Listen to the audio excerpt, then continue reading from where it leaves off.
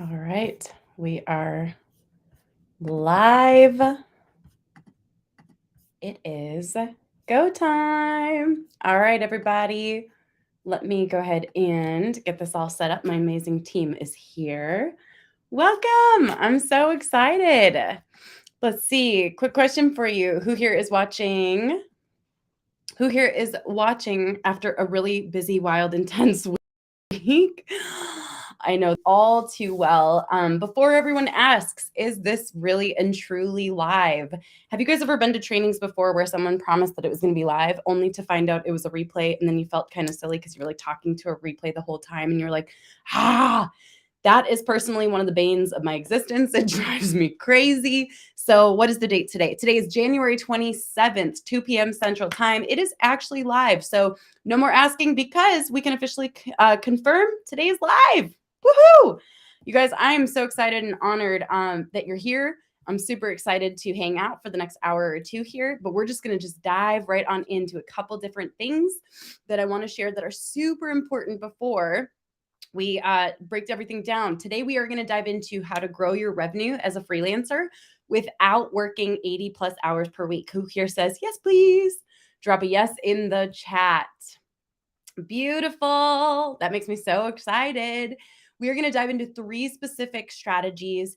Number 1 is the high ticket mindset. Drop a 1 if this is what you're excited about, because we're going to talk about why everything you've learned about working with clients is totally wrong and setting you up for failure. And I really, truly mean that. Number 2, we are going to dive on into the expert framework. Drop a 2 if you're excited about this. This is what the experts know that you maybe don't, that allows them to grow their revenue faster. I'm excited about that one, that's for sure. And number 3, drop a 3 if you're excited about this one, how to screw hustle, forget it forever, and get the results that you want without working evenings or weekends. Now, I'm really excited to break this all down for you guys. We're going to have such a great time. There's so many great people here. I love this. All right.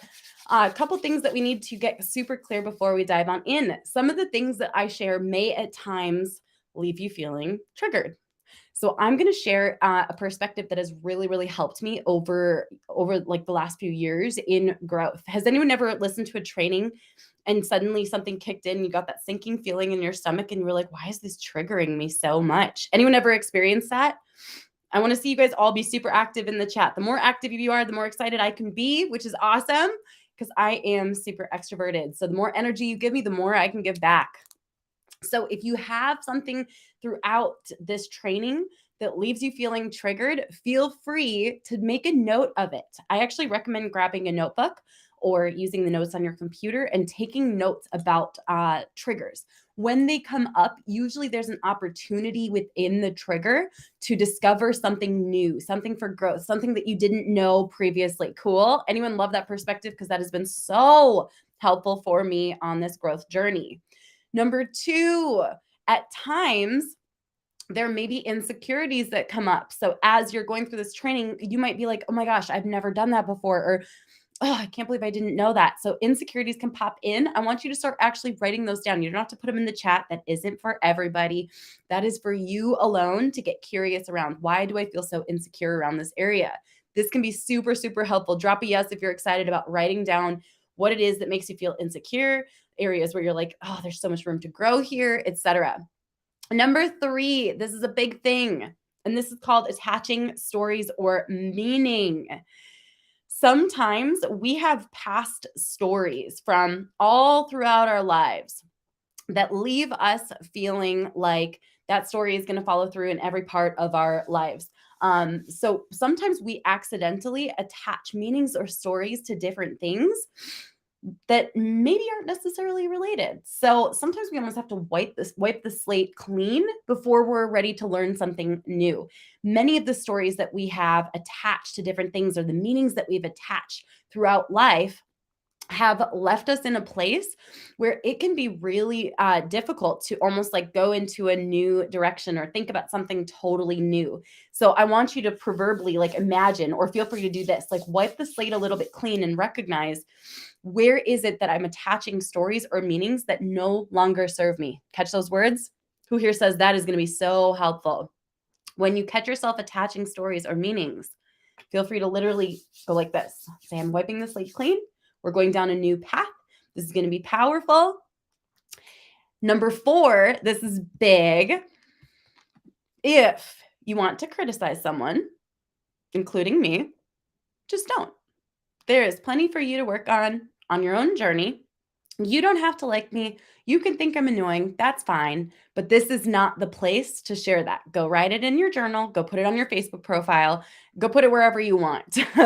But this is not the place for it. I've already got kids. I don't feel like babysitting anyone. So the truth is, if you want to criticize someone, just don't. There's plenty of opportunity for all of us to learn and grow. Cool? Everyone commit to that. And at the very end of this training, I will stay and answer as many questions as humanly possible until my next meeting. Cool? You guys excited about that? Amazing. Amazing, amazing, amazing. All right. Plus, you guys ready for this? I'm going to be giving you all a bonus just for attending at the very end of this. Who's excited about that? Totally free, awesome, powerful bonus. All right. So close any distractions that you have. Grab a pen and paper. First things first, I'm going to share with you. Are you guys cool if I share a little bit of my backstory? Are there like 4 people named Tom, CAD technician? I feel like you're answering things so fast. There has to be like 4 people with that name. That's the only thing that makes sense at this point in time, right? Anyone else say, I don't know how Tom is typing so fast. So interesting. Well, hello, all the Toms. All right. So real fast. So here's the backstory. We don't know either, right? Anyone else super confused by why that's happening? But whatever, we just go with it, right? So what's so wild about my backstory is that I do not have a marketing degree. I have never gotten a degree in anything to date. I actually became a social media manager completely on accident. So about 10 years ago, I was a single mom on welfare, living in one bedroom with my daughter, Dakota. And a few years later, it looks like a ton of people showed up as Tom, CAD technician, which is really funny. Anyone else say that is really funny? Everything can always go wrong with tech. But that actually is really humorous. That's going to make me giggle all throughout this training. Okay. Now, what's so wild, you guys, is I actually accidentally became a freelancer. Who's excited about this? Because if I can accidentally become a freelancer, who here's like, well, I'm excited to learn what happens when we do it on purpose. And we don't know who Tom is. I don't know how that happened. But welcome to all the Toms here. We can all giggle about that throughout this whole training. What's wild though, you guys, is I was actually a hairstylist. After I had married my husband, I was working as a hairstylist. He was a window washer. One day, someone came into the salon for her very first appointment. And what's weird is like one hairstylist was sick. So this person ended up being on my books for the day. While I was doing her hair, giving her the best highlights of her life, something wild happened. You guys ready for this? We started talking about Shark Tank, and we started talking about equity, and we started talking about marketing, and we started getting so excited about this conversation. And she finally bursts out. Her name is Jeannie, by the way. And Jeannie says, show me your tweeter. And I stopped for a second mid-foil. I was like, I'm sorry. Like, we don't do that at this salon. And she's like, wait, what? So basically, she was trying to ask about Twitter, but didn't know what it was called. So I thought she was asking about something very, very different. But it turns out her husband had just bought a company and they needed help with social media. So after we got it clarified that she was talking about Twitter, I realized that she needed some help, because if this woman's going to walk around asking people to show her their tweeter, this could lead to a lot of problems for her in life. Now, there's a huge lesson here real fast, and I want everyone to take note of this, okay? I was not an expert in social media. Got this? I was not an expert in social media. It turns out she was talking about Twitter. Turns out she was talking about the platform with the blue bird. And the truth is, you guys, I was not this wildly powerful social media manager. I didn't own an agency at that point in time. But what I realized was in that moment, I could be an expert to her. Who here needs that aha today? Drop aha in the chat.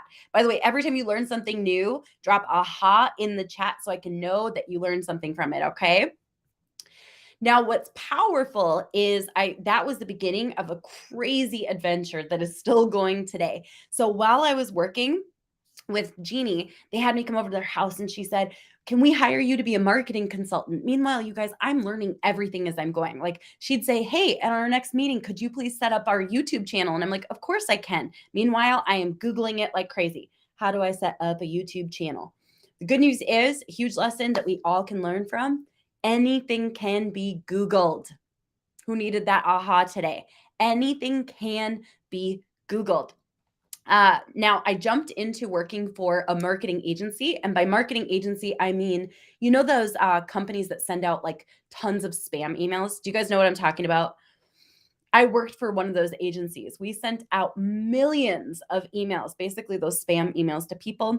What was wild about that job was that when I was interviewing, I'm knocking the interview out of the park. I can tell this is going so well. And the last question they asked me is, "How is your copy?" Guys, I had never heard the word copy before. And so I panicked. Do you ever have those moments where you just totally panic? So I panicked and I was like, if I say I don't know what they're asking me about right now, I'm going to lose this opportunity. And I really need this opportunity to get started in marketing. And so I said, "Oh, my copy is the best." They're like, "Awesome." Meanwhile, like on my drive home from the interview, I Google, "What is copy?" And I start binging all these YouTube videos about copy and I start practicing copy. And there's a huge part of me that's like, I don't want to be a fraud. I need to learn this. Like literally over the next 3 days, I have to learn this. Reminder, I don't know who needs this aha today, but anything can be taught and learned. Drop aha in the chat if you needed this today. Copy is essentially words that are written to compel people to take action. Cool?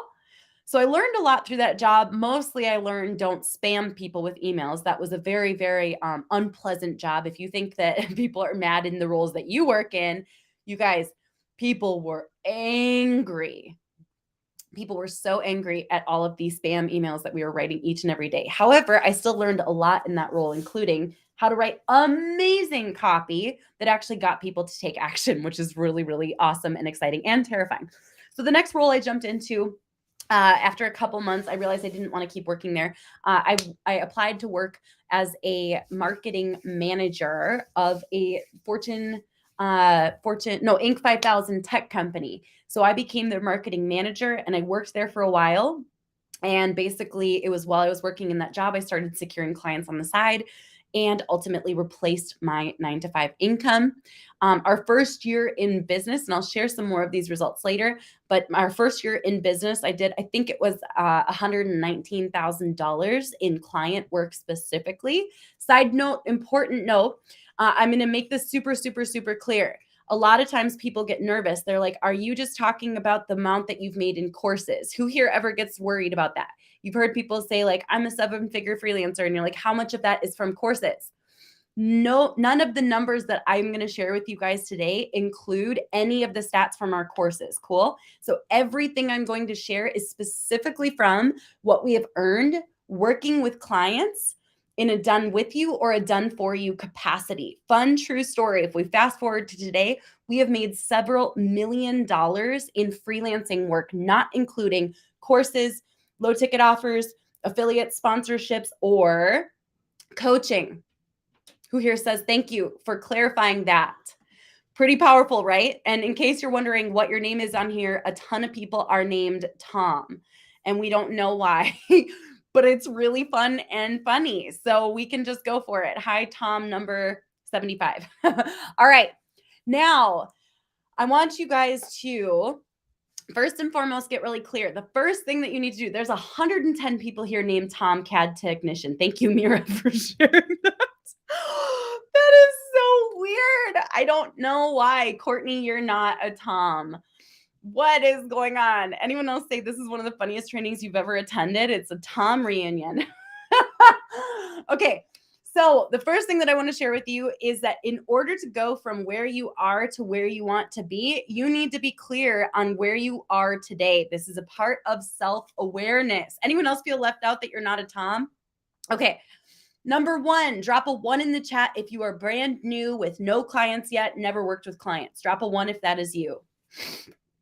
Most of the Toms. Awesome. Drop a 2. There's a bathroom humor joke in there. Drop a deuce if you have worked with 1 to 3 clients. And drop a 3 if you have worked with 4 to 10 clients. And if you worked with more than 10 clients, drop a 4. Okay? Beautiful, beautiful, beautiful, beautiful. This is really, really big. This is huge. So no, there were quite a few other ones. So what's interesting about this is in order to grow, you have to step into a space. I didn't plan to go off down this little tangent, but it's so important. You have to get into a space of radical self-awareness. This means being super honest with yourself. I don't know if you guys have ever had super skinny mirrors. I love skinny mirrors. They're my favorite, but they are very frustrating when you look in a skinny mirror and then you go out in public and you look in a normal mirror and you're like, oh, that's not what it looked like in my room. You guys know what I'm talking about. This is a very real mirror. Self-awareness is taking a good hard look in a very realistic mirror. Who's getting the aha that you needed from this? So in order to grow, you have to first and foremost be comfortable with taking a radically honest look at where you're at, recognize the things that aren't working, even if it's triggering or frustrating, and be willing to say, shoot, there is some room to grow in this area. So I'm willing to bet you'll find some of those areas throughout today. Okay. Now, here are some of the results that we've gone on to do. We have done multiple 7 figures working with clients. We've worked with some amazing clients such as Dean Graciosi, ClickFunnels, Lionsgate, Code Red. Some of you guys know who Christy Code Red is. You've seen the photos of her squishing the donut. We are the company that grew Christy from $300,000 per year to $3 million in just 11 months. But most importantly is the dreams that these massive shifts allowed for. For example, if you hear something where you say, this is the type of growth I want, drop an aha in the chat. Number 1, we paid off over $100,000 in personal debt. Drop an aha if that's something that you say that's very inspiring. Number 2, we got our dream house. But here's the coolest part. You guys ready for this? We've been able to hire some really awesome people, including my mother-in-law and father-in-law full time. We were able to hire my mother-in-law full time to watch our kids during the work days once school's done. But what's beautiful is it allowed her to not have to work outside of the house, especially the last few years. That's been very helpful.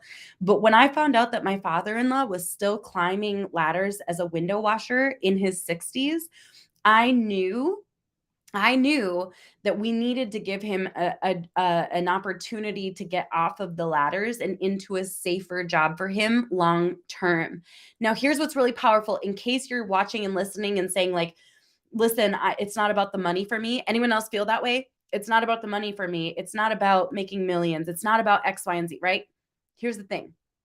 What if you being willing to grow and get to 6 or even 7 figures, what if that was able to create a ripple effect in your network, your family, or your community? Who here says that is a shift? Drop that aha in the chat if that is the shift that you needed. Because sometimes we limit our ability to make an impact on the world because we say, it's really not about the money. I have everything I need. I don't really need more. I'm just satisfied. I'm going to be okay with this. But sometimes us being willing to stretch outside of our comfort zone allows us, okay, I'm going to go on a tangent. There's going to be a lot of random ahas here, by the way. Sometimes us being willing to go outside of our comfort zone allows us to be the ones that break generational, I don't want to say curses or trauma, but break generational beliefs about money that breaks people always being $1,000 away from bankruptcy. Okay. Now here's what's wild. So many people start their business here and they say, listen, I'm willing to go to the edges of my comfort zone, but I'm not willing to go what's outside of there. I will leave my comfort zone when it's comfortable. Anyone know what I'm talking about? You say when it's convenient, when it's comfortable, when it makes sense, when I have everything planned out, when I already see the path, then I will leave my comfort zone. Here's a big hint. If it's still convenient, if it's still comfortable, if everything is planned out, it's not outside of the comfort zone. Okay? So sometimes growing to 6 or even 7 figures is bigger than us. Case in point, we had a family member who called us. We had a family member who called us, and they said basically one of their kids fell down, tripped on the hardwood floors, and knocked out their adult front teeth. I get emotional when it comes to teeth. Some of you guys know I have had terrible teeth for a long time until I recently, over the last couple of years, got a full smile makeover. But I get very emotional about teeth because they're not usually covered by insurance. So when somebody falls, especially like a teenager, they fall and they bust out their grown-up teeth. Who here knows that's a huge setback that can set you back by years or sometimes even decades? This costs thousands of dollars. So they called us, this family member, and they said, could you contribute a couple $100 or even $50 to help with this? Because this is an expense that our family hasn't planned for. And what's wild is I thought about it all night. And this is kind of what blew my mind, was thinking about it and realizing that if I hadn't built my business to a place of stability and profitability where I could easily write a check that changes that person's life, that is going to be a part of every decision that that family makes for the next 10 years. Who here gets chills when you think about that? So for example, I was thinking if they have to pay for this themselves, every decision they make, from going out to eat to can we go on a vacation to are we able to pay down our debt faster, every single decision for years and even possibly up to a decade for a normal family is going to be centered on that one little setback. Side note, I could rant about how that's not fair, but I don't have anything that is able to move the needle faster than me building and growing and being able to write the needle moving checks. So who here is getting the aha that you need already and realizing that this is bigger than you? So powerful. Okay.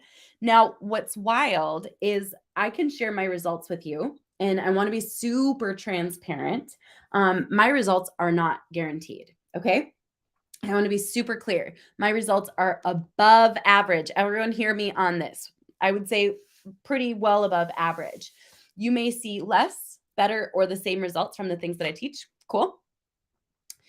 And one big note, this is going to be an aha that's going to save a lot of you a lot of time and money, is that anyone who promises that it's easy or that you'll get rich quick or that it's a 1, 2, 3-step system and not a problem, automated, you can sit on the beach and drink daiquiris and not even have to work, they're all lying. Cool? Drop a yes in the chat if you hear me on that, because that will save you a lot of time, effort, energy, and heartbreak. Is this easy? No. Are some of the things in here simple? Yes. Simple and easy are not the same thing. You can literally have a 36-point checklist of things that are simple. That doesn't mean that they're easy. They are very, very challenging. All right. The next big thing I want to share with you is that this is a lot of work. This is a lot of work. But we're not going to talk about how to hustle your way into absolute and complete burnout and borderline adrenal fatigue. Cool. I'm here to tell you it's going to be hard work. But if you're willing to do the work that many others can't or aren't willing to do now, oftentimes you can live a life that others can only dream of in the future. Who here needs that? All right. So let's talk about strategy number 1. Side note, I don't know how many of you guys have known me for a little while, but you may or may not be able to tell I'm super sick right now. I am so sick, you guys. I didn't want to no-show you guys, and so it's really important to me that I'm here today, but I am so sick. I've had a fever for 2 days. It's we took COVID tests. We're not sick. Some of you guys can tell from my voice or my nose that I'm just a little bit off, but I'm still here to show up for you. Here's why. I always show up at 110%. Who here's like, thank you for breaking that down. I will always show up at 110%. I will always give you my all. I don't like to no-show people. I don't like to leave people hanging. So because you guys registered, I was like, I'm absolutely showing up. And heads up, after my meeting after this, I will totally go nap. Okay, cool. So let's talk about strategy number 1. And this is the high ticket mindset. Okay. Why everything you've learned about working with clients is completely wrong and setting you up for failure. Now, this is what I wish I had known when I started 7 years ago. My very first client, Mrs. Winter's Chicken and Biscuits, I charged $15 an hour. Who here says that's a steal? $15 an hour for marketing strategy done for you work.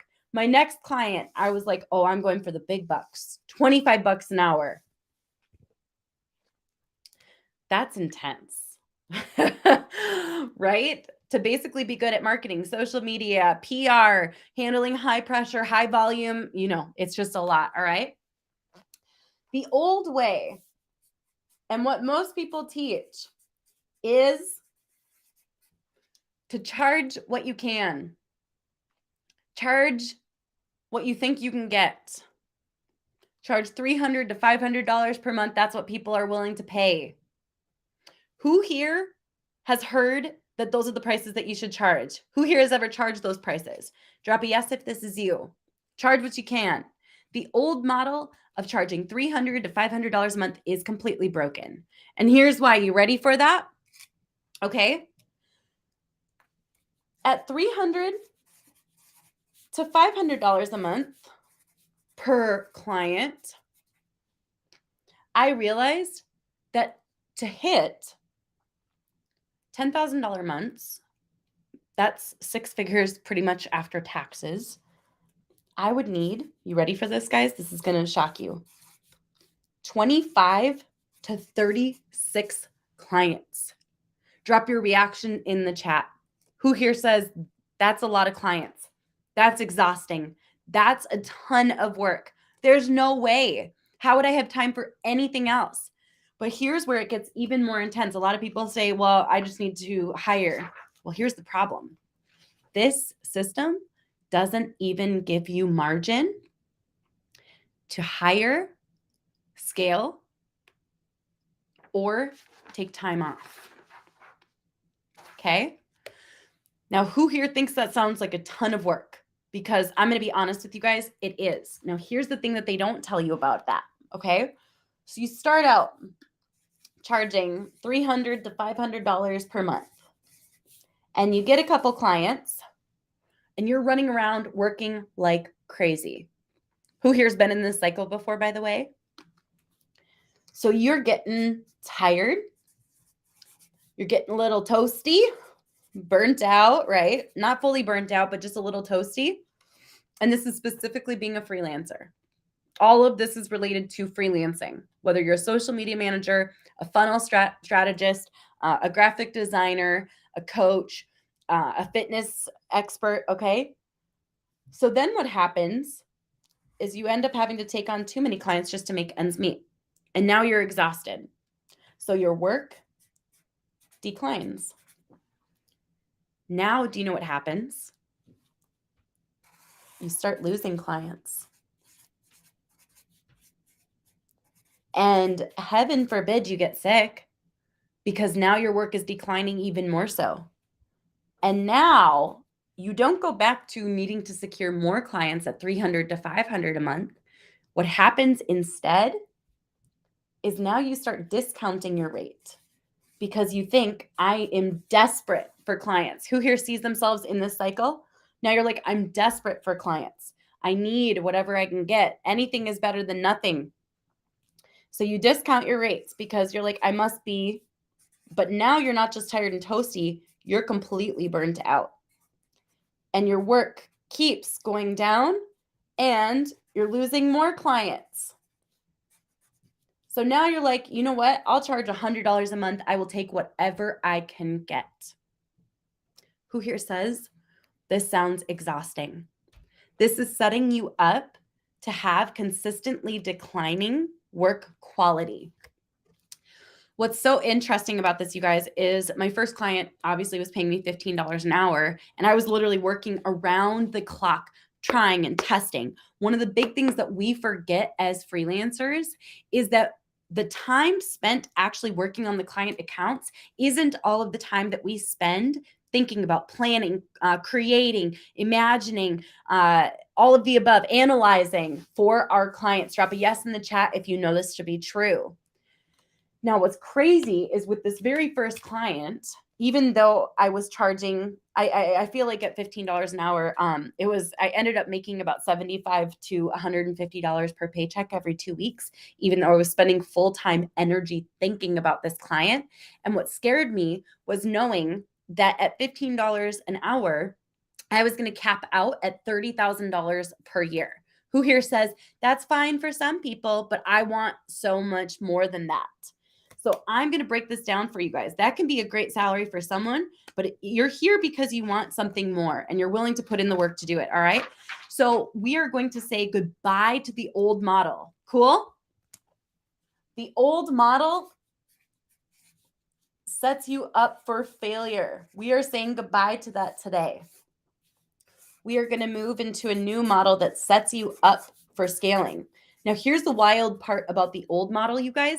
The old model doesn't give you enough margin with time, money, or any other resources to even hire a team. If you could even scrounge up enough to hire support, guess what happens? You ready for this? You don't even have time to manage or lead that team in a way that allows them to help you win. You don't even have the time to invest into onboarding and training and supporting your team. So the truth is, you get into a place where suddenly you feel stuck and alone. Who here knows this firsthand, right? The new model, just because you are here today, straight up,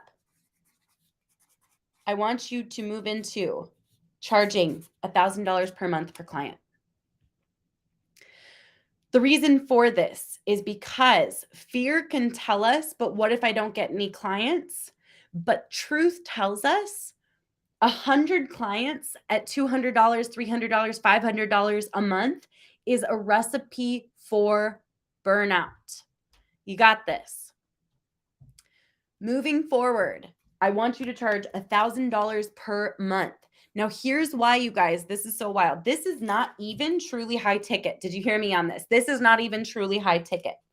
When we get into high ticket, we're going to end up charging $2,000 per month per client, $2,500, $4,500, $6,500. Today, we charge our clients anywhere from $6,000 to $12,500 per month per client. And what's wild is our packages start at $47,000 for bare minimum work and strategy, and go up to $247,000. And for those of you who are saying, even though I'm a startup, but even as a beginner, that does not mean that you should go less than this. And here's why. When you charge less than $1,000 per month per client, that is actually ruining the industry, because then clients get this expectation in their minds that they can find talent for $100 a month, $500 a month. It actually sets up a cycle of failure for all of us that is perpetuated. Who here's having the big ahas already from this? Who here's glad that you're here? Okay. Now, this is bare minimum for when you're starting. And I'm going to share a few different things that are helpful to keep in mind. You ready for this? Number one, did you guys know that if two doctors ever walk into the room, especially in the United States, if two doctors ever walk into the room, one of those doctors is very likely brand new and has not worked on many patients before? Did you guys know this? What's so interesting is we don't know that a doctor's never actually worked on a human before. Did you guys know this? Okay, everyone's asking basically the same question over and over and over again. Do not charge less than this, even if you are a beginner. Drop a yes in the chat if you're hearing me loud and clear. Do not charge less than this, even if you're a beginner. Because did you know that if a doctor is brand new on the floor, they are a resident, they've never operated on a patient before, you get no discount just because they're new. Did you hear that? You get no discount when a doctor that operates on you is brand new. In fact, there's something called I think it's the July effect, I want to say. The July effect, yes. The July effect is because that is the month of the year. It's sometimes also called the killing season. But the July effect, or the July phenomenon, is actually a time in the year when most of the brand new residents hit the floor. Isn't this wild, you guys? So what blows my mind about this, though, is that basically that's the most dangerous month of the entire year to go into the doctor or emergency room, because that's when all the new residents hit the floor. But who here has ever gotten a discount just because the doctor was new? Not me. That's for sure. When I worked as a hairstylist, first we went through beauty school. And you want to know what's wild, you guys? Who here says if I'm going to have a beauty school person working on my hair, it better be free? Anyone say, like, I'm not letting someone who's brand new to the floor do my hair. It better be free. Guess what? In beauty school, it's not. We charge people in beauty school to get highlights, perms, haircuts, hair colors, updos, etc. Who here needed this perspective today? And who here says, I'm already experiencing some of these breakthroughs and ahas? Powerful, right? Yes, even food schools charge for the food cooked at the school. Whoa, right? Now, what's wild, you guys, is this needs to be the bare minimum for brand new freelancers, because otherwise we dilute this industry and set unrealistic expectations for our clients that they can always get super cheap talent. Whoa, right? Now, what's so powerful, you guys, is when you start to charge $1,000 per month, now to hit $10,000 months, you only need 10 clients. Now, I'm going to be very, very honest with you guys. That is a full-time job, okay? Drop a yes in the chat if you're hearing me on this. A lot of times people will say, well, yeah, but that's a lot of work. As it probably should be. If you're making six figures, it probably should be intense, right? I don't get any of my clients from Upwork. I don't get any of my clients for Fiverr. I don't get any of my clients from, okay? Who here needed this perspective shift today? Now, what's wild, you guys, this blows my mind. I love looking up the number of millionaires because it changes quite a bit. So I'm going to look up the number of millionaires just in the United States. You guys ready for this? Because some of us are sitting here thinking that in order to make $1,000 per month, you have to give the entire farm away. Who here, it's okay to be honest, who here thought this?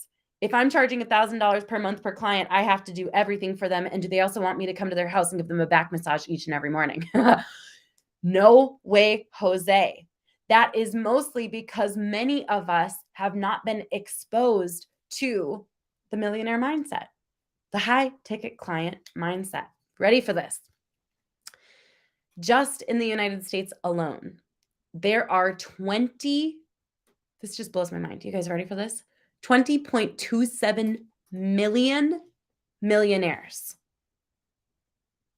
There are over 20 million millionaires in just the United States. Who here says this is a perspective shift that I really, truly needed? Who here needed to know that so often we are pricing our services with our own wallets? Well, we are not dream clients. We are not the people we want to serve. So you have to shift your perspective, okay? You have to shift your perspective entirely. Now, here's the thing, you guys. If you're on this webinar still making excuses, you're going to have to do one of two things, all right? Either one, you need to clean your slate and say, those are old stories. Those are old attachments. Those are old meanings. And I'm stepping into a new era in my life. Or this may not be the right training for you. Cool? Cool. All right. Now, what blows my mind about this is when you step into first $1,000 months working with clients, and no, that does not mean managing all of their platforms and crushing all of their marketing across the board. And even when you start stepping into $2,000, $2,500 per month per client, $3,500, $4,500, you only need 3 to 5 clients to hit 10K months. How does that feel compared to what was the original estimate? 25 to 36 clients. Way more doable. Is it possible to get started at $1,000 per month with no experience? Yes. Are you going to need to learn on overtime to make sure that you deliver? Yes. That's the second half of that. All right.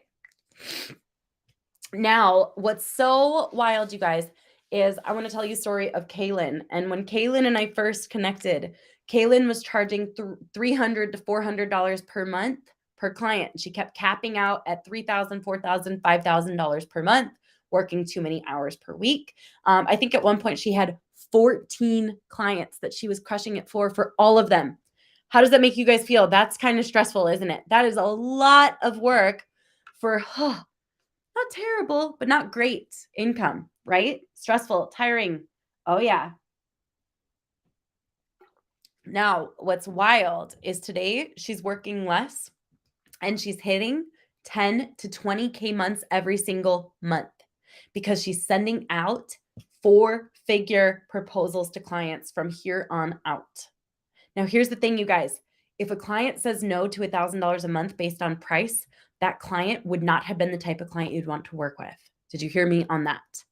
You do not want to work with a client where $1,000 a month is too much for them, because then too much pressure is going to fall on you continually. And some of you guys have actually experienced that. So it's time to get rid of the old model and step fully into the new model. Who's all in? Who's going to do it from here on out? You recognize that the cycle is broken and it's time to just step into the new model of baseline charging $1,000 per month. Now, to be clear, in case anyone says, Rachel said you can charge $1,000 a month regardless of how good you are, that is not what I said. Okay? You still have to continually work on your skill set. You still want to deliver. You're not going to deliver great for every single client because that's not realistic, but you need to continually work on your skill set. Cool? All right. Mary was charging $500 to $750 per month per client. Once she started sending out $1,500 to $2,500 proposals every single week, and I think she even closed a $6,000 per month client, she was literally able to make multiple six figures, only working 20 to 30 hours per week. Drop a yes if this inspires you. The stories of Mary and Kaylin, who needed these reminders that this is not only possible, it's happening for other people. So powerful, all right? So do you guys commit fully to the new model? This is going to be a game changer if you let it. Cool. All right.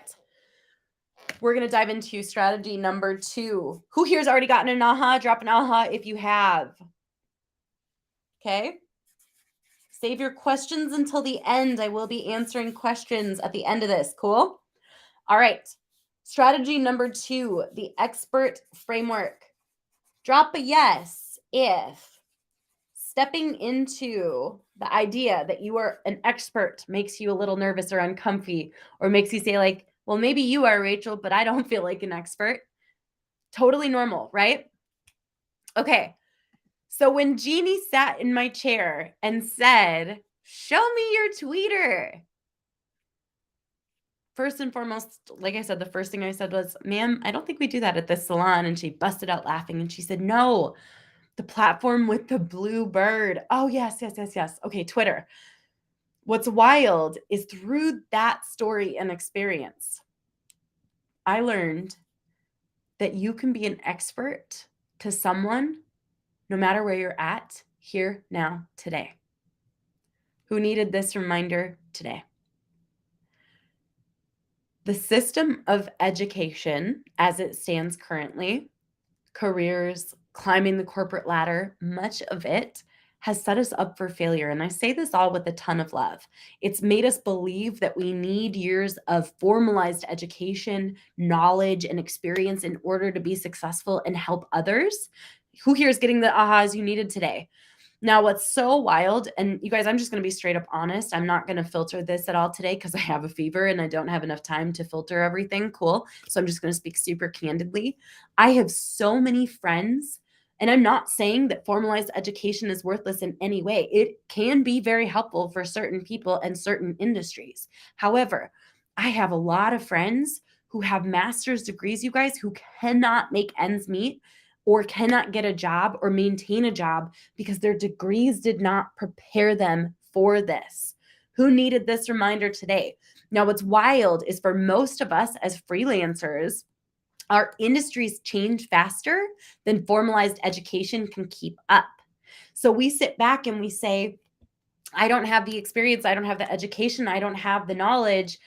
Okay, but here's the thing. What if those qualifications aren't actually giving you the skill set that you need?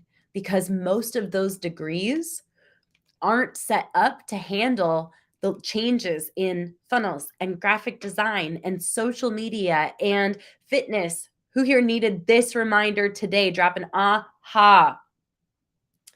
Now, one simple shift is going to change the way that you look at expertise. Are you ready for this? What sets you up as an expert, this is the true expert mindset, all right, is what I like to call servers versus sommeliers. I'm probably spelling this close to wrong, but it's going to be good enough, okay? Who here has ever worked as a server before? I worked as a server. I loved that job. I really enjoyed being a server. I thought it was so fun. But here's the thing. When a server goes to a table to get a drink order, the server says, "What would you like?" Right? They say, which wine would you like? Which of our house-made, house-crafted cocktails do you want tonight? A server asks what someone wants. A server is not always an expert. So let's shift from a server mindset to a sommelier mindset, because this is the shift into expertise. A sommelier knows the products inside and out. A sommelier is basically an expert in wine. And when they come over, who here's like, oh, this is good. I love this, right? When a sommelier comes to the table, and by the way, sommeliers train for years, many of them, not all of them, they can learn a lot in a short amount of time just by focusing on studying their expertise with or without credentials. When a sommelier comes to the table, they're going to do several things, okay? They're going to come over, they're going to say, first and foremost, what are you having for dinner? And when the person says, I'm having the sea bass, they say, all right, perfect. You know what would go well with the sea bass? You want to know what would go well with the sea bass? Probably our Chardonnay. Our Chardonnay X, Y, and Z has hints of oak, right? Okay. They completely approach everything different. So one of the big differences between charging and showing up as an expert is how you take people's orders. Did you hear that? I love this one because it makes so much sense to me. All right. So the expert mindset and the way that the expert treats a client is completely different. Step one, they position the products appropriately. They're going to ask questions. They're going to identify who these people are, what they've liked in the past, what's worked for them before. They're going to ask a lot of questions. That is positioning yourself as an expert. When someone says to me, I need to get on TikTok, I don't say, great, I can help you get on TikTok. Do you want to know what I do? I ask a bajillion questions that position me as an expert. I'm not a server. I'm not going to just take your order and send you a proposal and then literally sign you as a client tomorrow. I need to make sure this is a good fit on both sides. I also need to make sure that TikTok is the best platform for you. Who here is already seeing the difference? Most of what we do as experts starts with our mindset and how we approach what we do. Who here feels that difference? It feels like mastery. It's beautiful. The second thing we're going to do is assess the answers to those questions. You're going to assess, okay, they said that they're allergic to peanuts.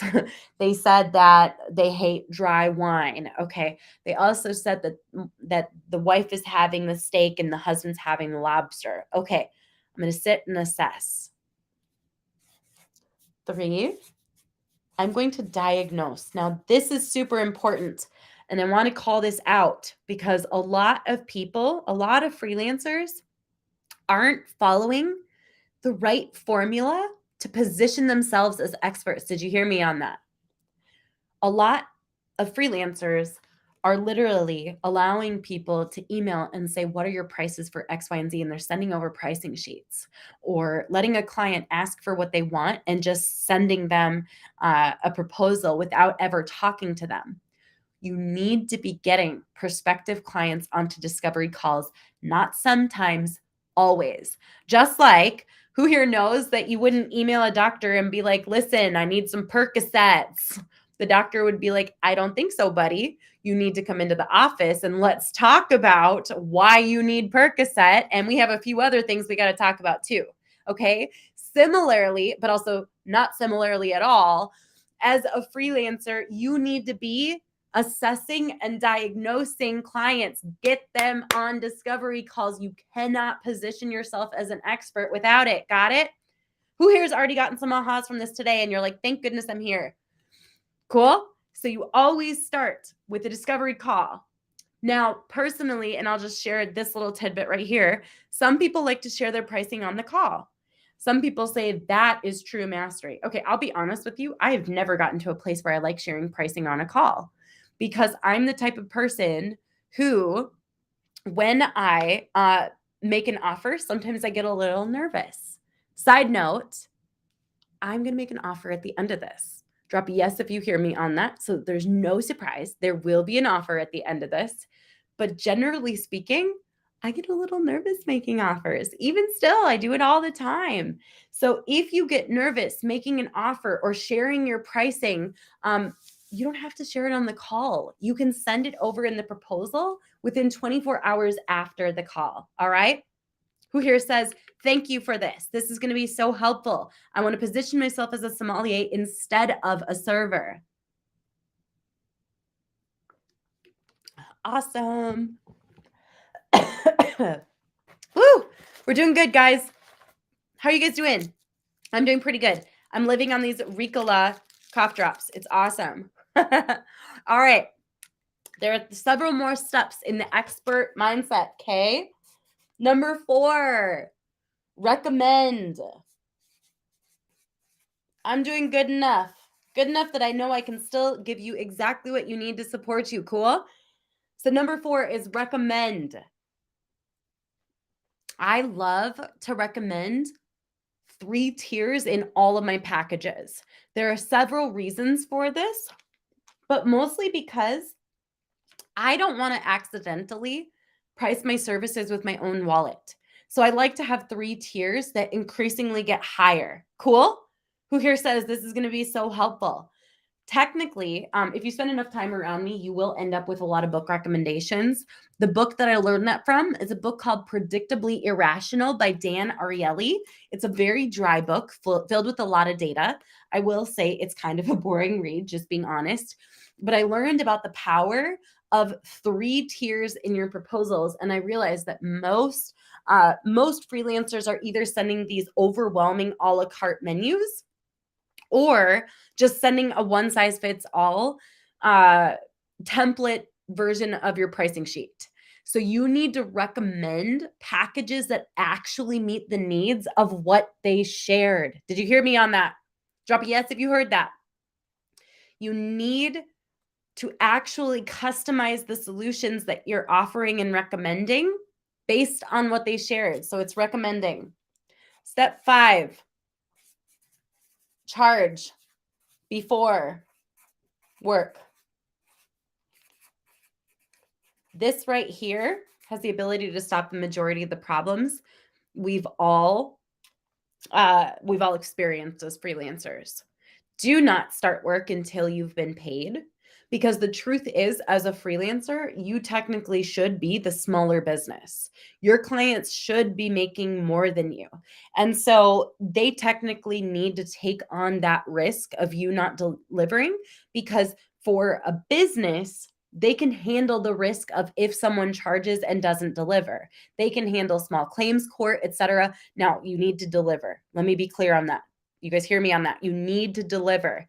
But for a freelancer to not get paid when that is their family's livelihood, it can be absolutely detrimental. So you need to charge before you work.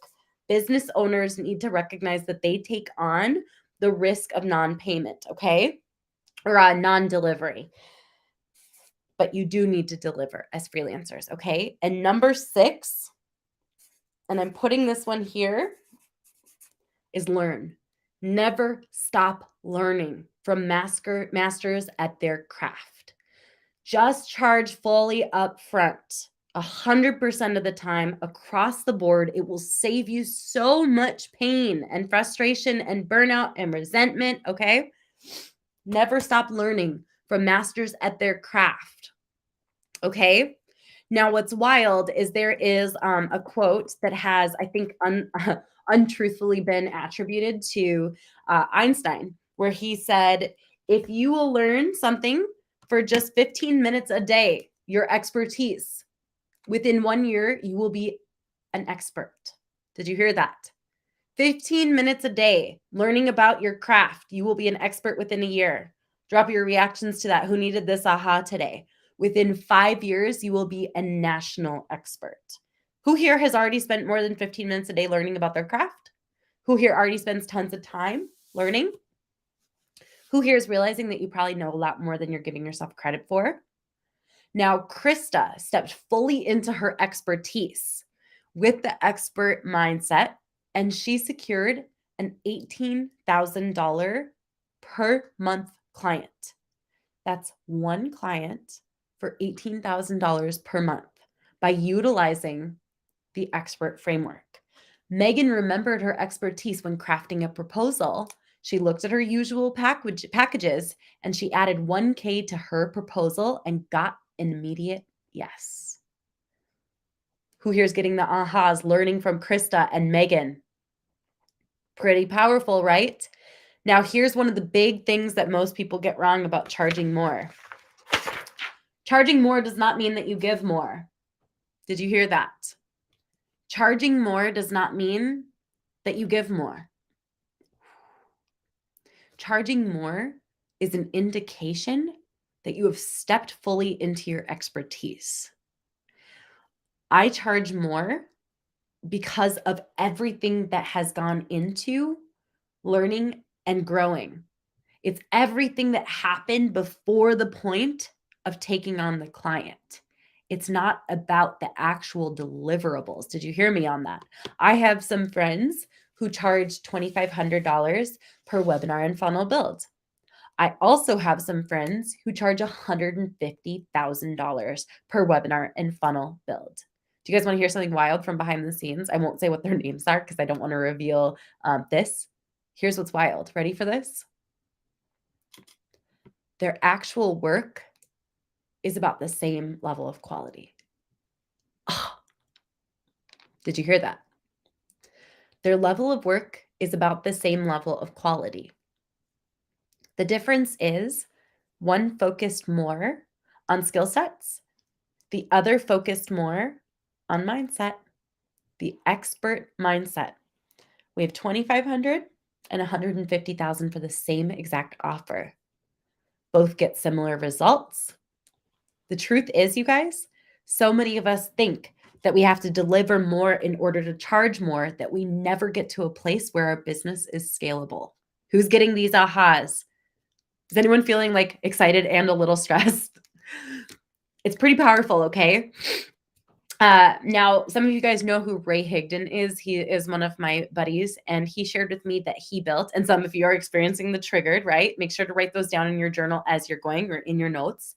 What's wild is my buddy Ray, he actually created a $50,000 mastermind that he didn't think anyone was going to join. And 3 people joined his $50,000 mastermind.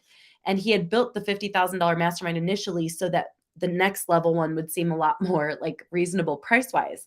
And he was like, what do I do? Do I deliver more? Do I have to literally show up at their house and give them back rubs? What he didn't realize was that when people pay more, they just want more certainty.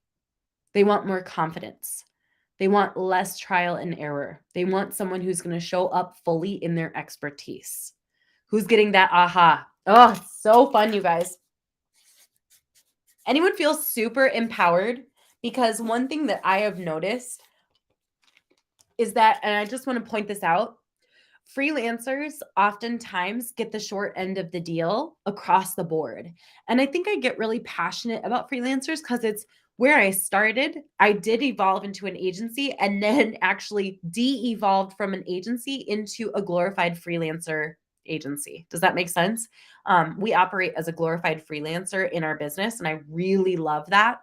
I actually prefer that over the agency model. But what's interesting is I've seen how many times freelancers get taken advantage of, or don't get paid, or don't get the credit that they deserve, don't charge enough. So basically, we just operate as like a freelancer business. It's technically called like the clockwork model. And what we do is it's a freelancer business with the whole team supporting around. All right. Now, let's dive into strategy number 3. Now, this is how to screw hustle. That means forget it. How to screw hustle.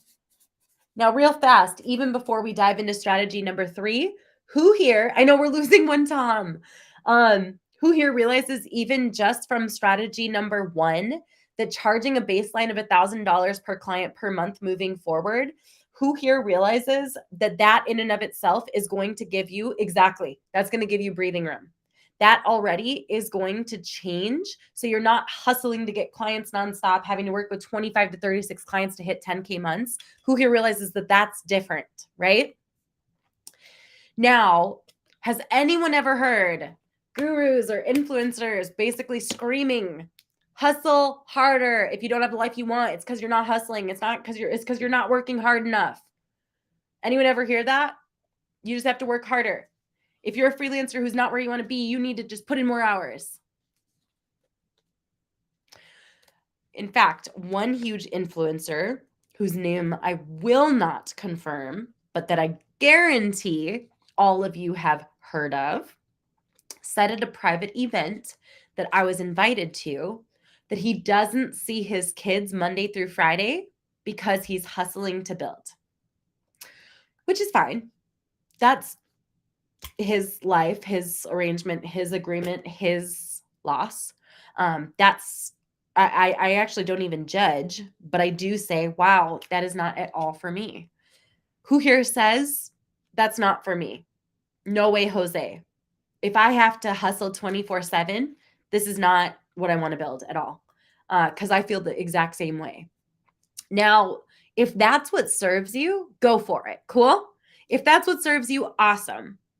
Big, huge spoiler alert, I may not be the person you want to learn from, because I really, truly believe in the power of balance and choice and recognizing what your why is for building this business. So I may not be the person you'd want to learn from. If you just type in hustle harder, you'll find some people that you might want to learn from. That's probably not me. Cool. Now, what's wild is I have this rule that if anything related to success and going after success requires me to abandon my husband, my kids, or my sanity, it is an immediately no. Immediately no. Immediately no. I'm telling you right now, I seen what I needed to say. Immediately no. All right. I want to tell you guys straight up that I listened to those people for a long time. I listened to those gurus preaching hustle, and I worked way too much. So in our first year as a social media manager, I made, it was like 117,000 or 119,000. And I'm just going to let you guys know that I pulled way too many all-nighters. I worked way harder than I needed to. I had this weird idea that working harder was going to lead to more success faster. And I'm just going to straight up tell you, you guys, that that's not even close to true. Now, if you recognize that hustling and working harder is not the only path to success, or at least you need to see it, drop a yes in the chat, because I'm going to break this down in a really wild way. Okay, you ready for this?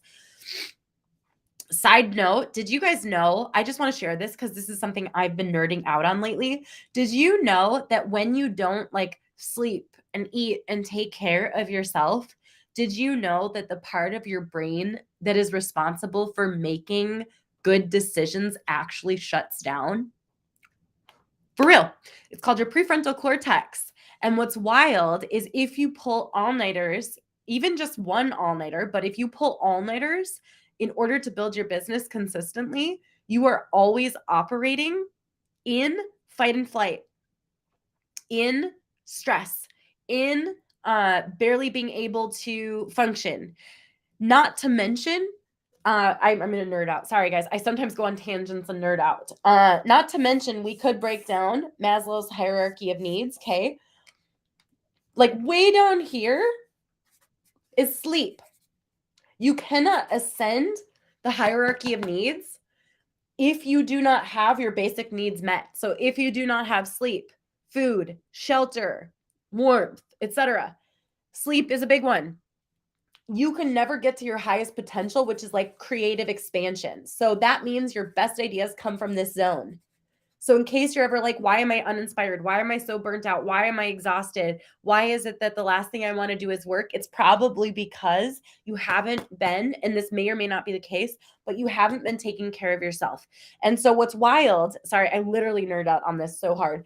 What's very interesting about this though, is there's only one exception, and it's when you're trying to leave your 9 to 5. There is a small, short sprint of hustle. Cool. Only exception is when you're trying to leave your 9 to 5 if you don't want to leave it before you build your business. Cool. So if you're going to build while you're in your 9 to 5 still, there's going to be a short season of sprint where it's going to be a little bit intense. But for the most part, you can't even get into your best ideas. You haven't even had your best ideas if you are hustling nonstop. Whoa, right? But here's what blew my mind most of all, okay? Now let's pretend over that first year where I made $117,000. Does anyone know what it is that I do? Do you want to know what I do? I am a marketing strategist and consultant for 8 to 10 figure companies. My best skill set currently is working with marketing departments and coming in, getting them all united on the same strategy and taking action towards a common goal. That's my current specialty. Cool? Usually people come to me wanting help with TikTok, when the truth is they need a comprehensive strategy and they need a unification of their marketing department. This is why I'm working with 8 to 10 figure companies right now. So I come in and speak to people from their graphic designer to their director of marketing to their CMO, all of the above. And I come in and get them all pointed in the right direction and taking action. And then I support them with consulting until they hit their goals. Cool? Any questions? No, we'll save the questions till the end. All right, so let's pretend in my first year that I was only working 40 hours a week. I was not. Okay.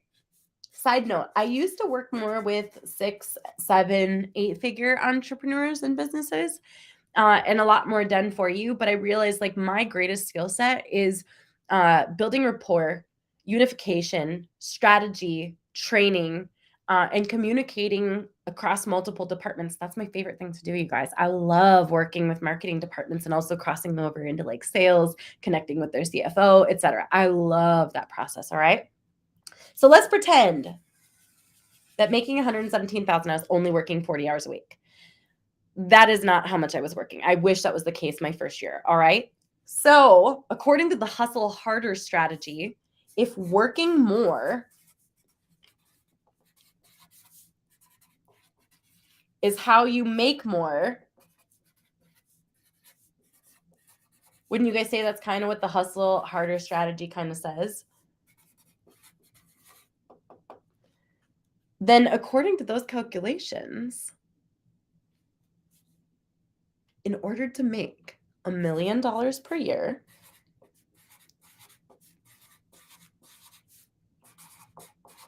you would just need to work 340 hours per week. Now, some of you guys are going to pull out your calculators and realize that's not even possible. Let's go ahead and do the math on this real fast. Okay, you ready for it?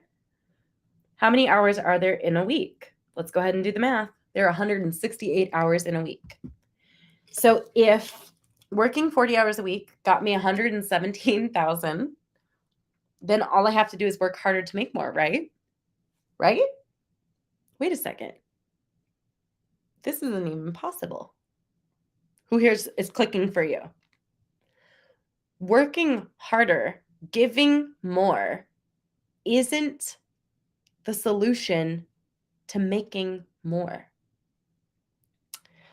Because according to this logic, in order to make $10 million per year, I just have to work 3,400 hours per week. Right? That's all. Here's what's going to blow your mind. You ready for this? Oh, Time does not equal money. Did you hear that? Time does not equal money. Money follows certainty. Did you hear that? Who's getting the ahas that they need right now? Money follows energy.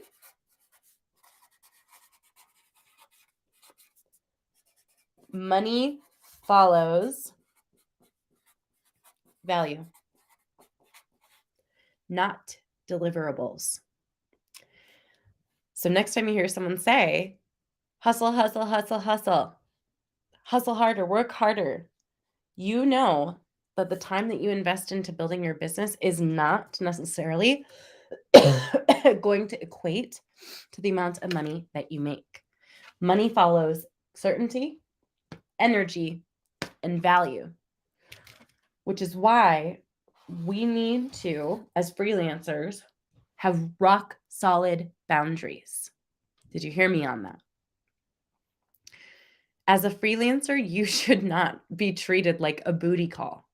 Your clients shouldn't be able to call you whenever and just be like, hey, I need this campaign done tomorrow. Hey, I know it's Thanksgiving and I know you're with your family, but I want to launch something for Black Friday.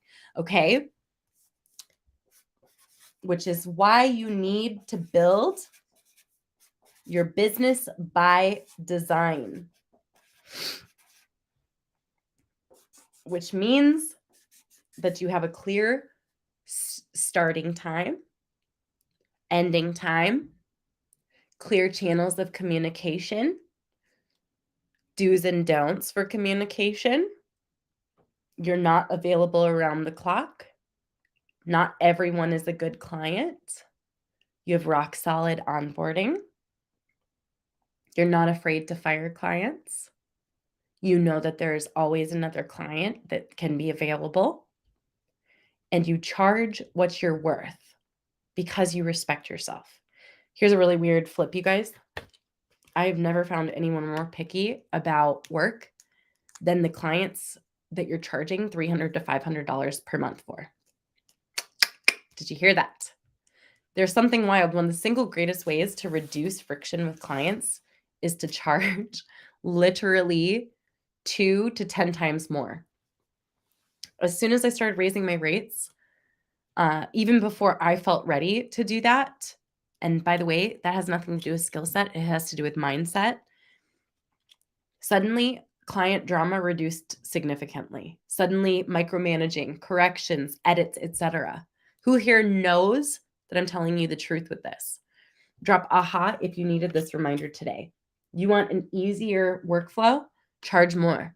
And it's wild because the only thing that you have to work on in order to make that happen is your mindset and getting into that high ticket mindset. All right.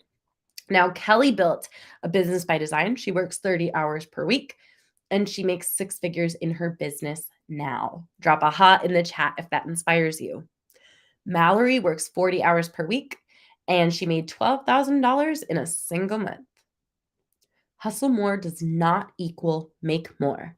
In fact, your clients will respect you more if you have clear boundaries, if you don't take on every client, and if you charge what you are worth. Woo! How you guys doing? Who here is getting so many ahas? Who here says this is the shift that you needed? Now, here's a wild thing. Who here knows that I give a lot of free value across tons of different platforms? Who here knows that I teach you how to get clients? I teach you how to do contracts. I teach you how to do proposals. I teach you all of the above, like mostly totally for free across all social media platforms, right? Okay. The wild thing, you guys ready for this? The wild thing is that all of the how-tos are technically Googleable. Did you guys hear me on that? Drop aha if you needed this reminder. You can Google how to create a proposal. You can Google how to set up a YouTube channel. You can Google what is copy. But the truth is, sometimes the single greatest thing that you can do is instead work on your mindset and get to a place where you are no longer the one standing in your way from making this happen. For example, who here is listening today and you say, technically, I recognize that all of this is true, but I don't know if this works for me. This might just be a Rachel thing. Rachel might be the only person who's charging high ticket pricing. It's okay to be super honest here. If this thought passed through your mind today, who here says, I get it in theory, but I don't know how to make this actually work for me. I'm going to make it work for me. Rachel believes in me. You got it. Who here knows that you can literally borrow the belief of a mentor? You need to wipe that slate clean. Deep Avengers, you need to wipe the slate clean and stop attaching the old stories and meaning moving forward. You're going to literally use this line here. You ready for this? Up until this point, people didn't pay me my worth. Up until this point, people said that Indians should charge less. Up until this point, I didn't have rock solid boundaries with clients. Who here needs the power of that line right there? Up until this point. I love this. Yes. Okay, question for you guys. Who here has gotten some ahas? Who here got clear on why it is that this business hasn't been working for you up until this point the way that you imagined it would? Everyone said, become a freelancer. It'll be easy. You'll make tons of money. It'll be awesome. Who here is starting to see the path? You got this.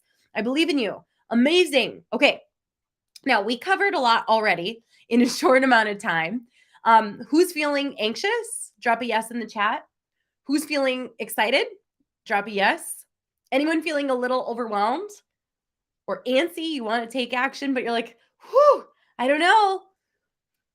There is so much more I want to cover and support with you guys. Who here says, I'd love to just hang out with you and learn from you for a couple days?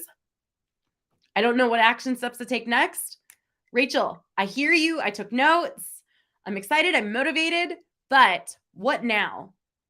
Okay, nervous and excited. I love that.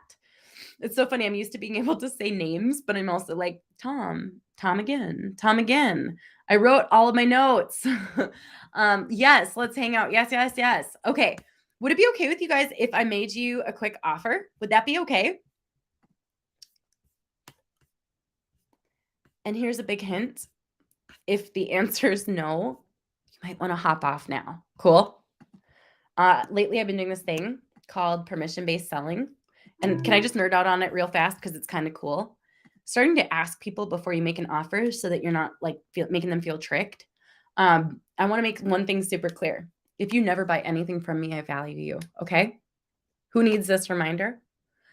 You never buy a single thing from me. You are always invited to all of my free trainings all the time. You can watch all of my videos for free. I value you, whether you spend $1, no dollars, or $1 million with me. Actually, no one spent $1 million with me.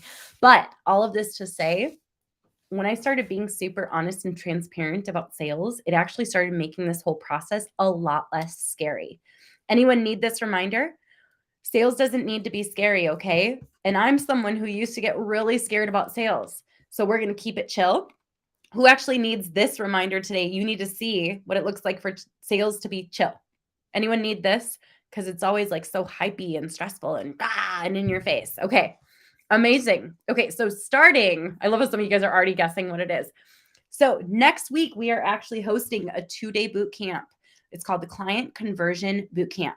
So if you've ever done my accelerators, if you've ever done SMU, if you've ever taken any of my free trainings and you've enjoyed them, this is like my favorite training on steroids. So we are going to spend 2 days together, and that is going to include, you guys ready for this? This is so cool. And this is Monday and Tuesday. Some of you guys are already going. This includes over 15 hours of coaching and mentorship. So you can experience my high-level training normally reserved for just my Click students and private clients. This is not going to be great for content creators. It's best for freelancers. It's specifically for freelancers. While other people in other like niches or industries can apply what I teach in the bootcamp, chances are it's not going to work as well for you if you're not a freelancer, because a lot of people have a hard time translating things from one industry to the next. Cool. So super transparent. It's best for freelancers. All right. We have detailed and customizable training templates, including a 2-day live workbook so you can create your immediate business action plan. a guided mastermind and focused workshops for brainstorming sessions and strategy builders. Who here is like, I already want to do this with action steps?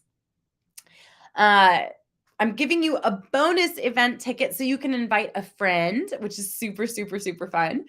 Plus, we put a few extra bonuses in. You guys cool with this? So number one, my free 7-figure social media strategy training and playbook. Fun fact, did you know that legally you can't call something a 7-figure anything if you haven't done 7 figures? So it's really neat because I'm going to share with you the exact steps that I've taken to do multiple 7 figures in client work. Cool? Coaches would be a good fit since you're technically kind of working as a freelancer. We also added the bonus of the free 21 most successful client audience building scripts used by our students. Plus, this is my favorite actually, 11 client marketing workflows to help automate your outreach and generate more leads with every piece of work you put in. Drop a yes if there's something here where you're like, yep, I totally want that. Amazing. Not only that, but I'm going to share with you the exact steps and tactics that I have used to close over $1 million in client work. Drop a yes if you're excited about this. Amazing. So it's 2 days of live group coaching. So literally every single step that you need to take action, the strategy and process behind flipping the script and moving from chasing and convincing into attraction. I love that humor in the chat. Tom is going. Crafting your personal strategy to convert your leads into long-term clients.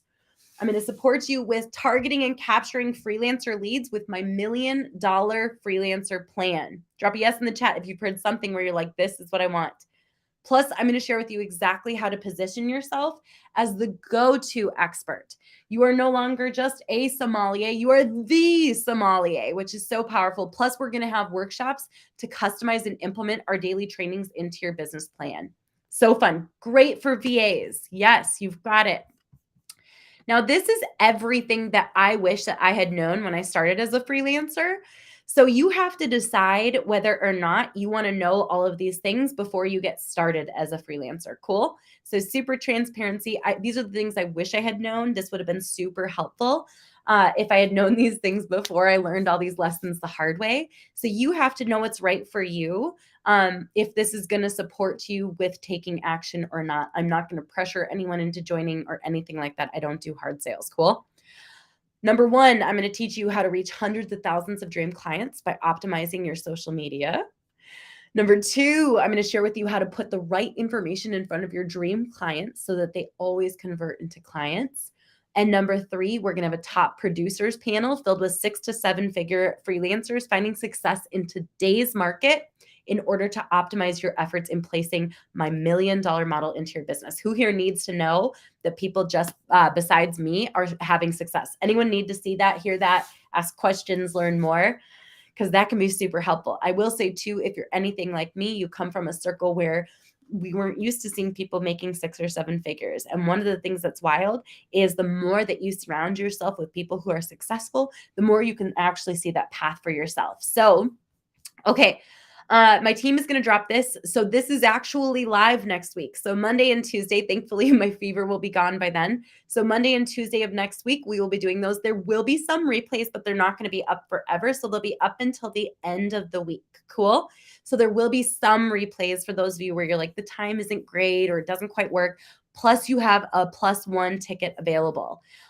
Okay, I have a few really, really cool things for you guys. So I am going to share with you a bonus just for staying, and we're going to dive on in to Q&A. Is that cool? I'm not going to do the bootcamp again for a few months. We're going to start moving to doing it twice a year because it's a lot of intense work from me and my team. Quick question for you guys. What were your biggest ahas today? And then I will share the bonus, and then we'll dive into Q&A. Cool?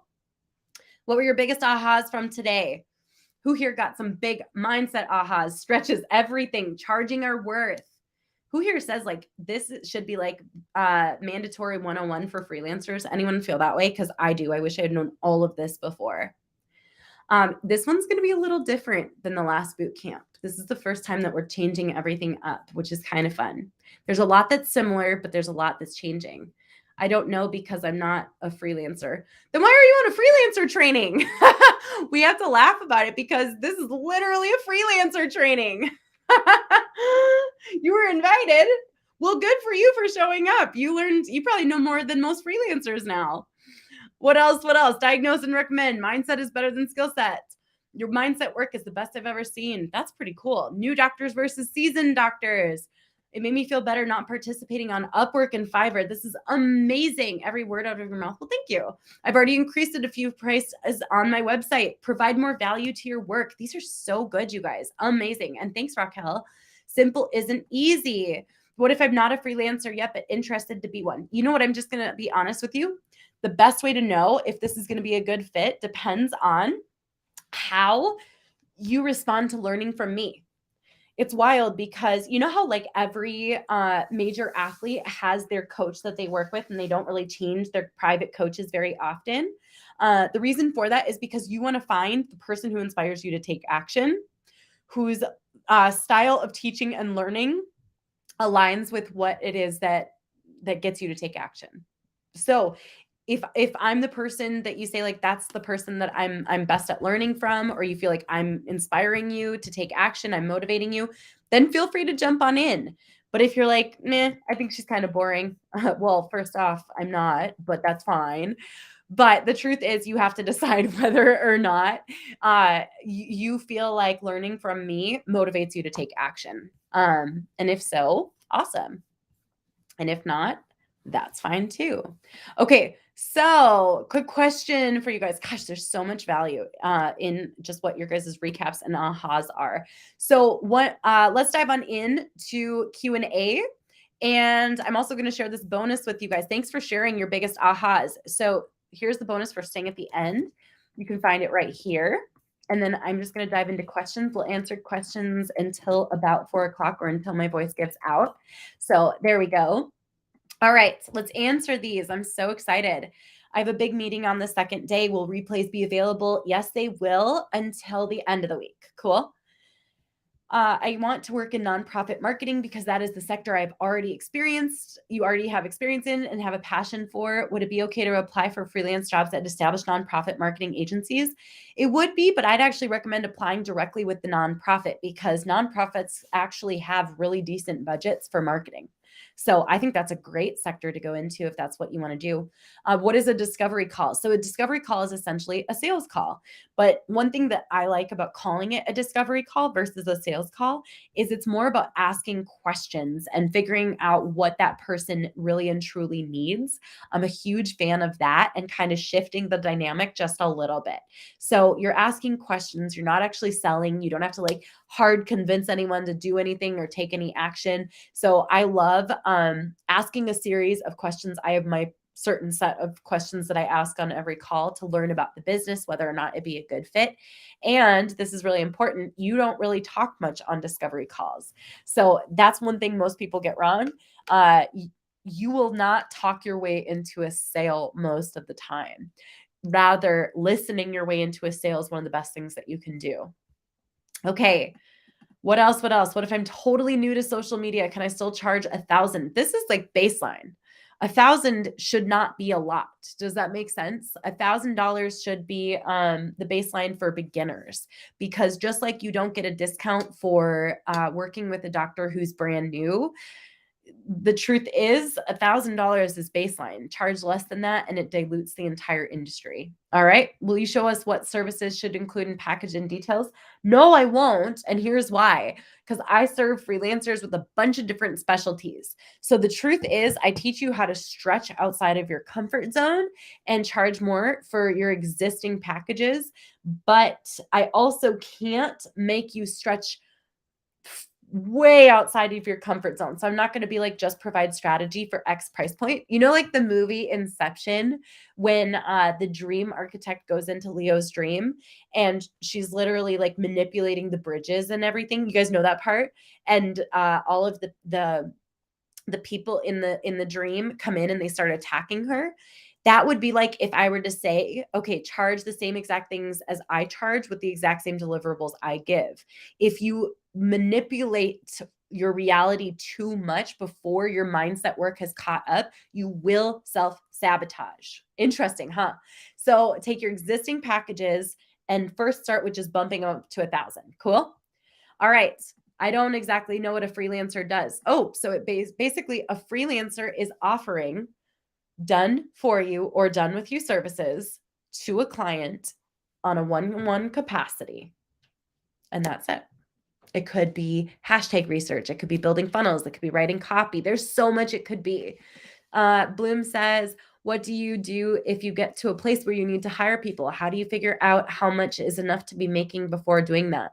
So one thing that's big is you actually don't want to start with crucial or key hires. And I know that sounds weird, but like freelancers can literally have, a $20,000 month one month and the next month be like, I don't know why I'm making 7,000. So you actually want to be careful to not hire people full time until you have consistent and stable savings and billables where clients are going to be there for a few months.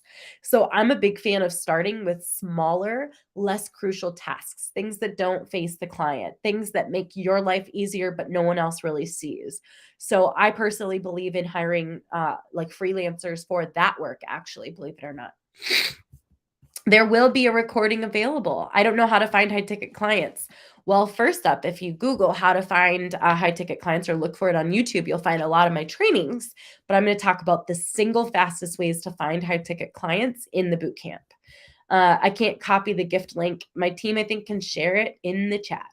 About the mastermind community, which questions can be asked there? Questions about business. Obviously, there we will not be talking about sex, politics, or religion. Cool? Awesome. So business related questions. Don't ask questions about like, hey guys, I need marriage advice. Nope, not the right place. Hey guys, I need help with knowing about how to parent. Nope, still not the right place. Business related questions, especially with freelancers. Okay. Where would I find high paying clients if Upwork and Fiverr are not the best place to find clients?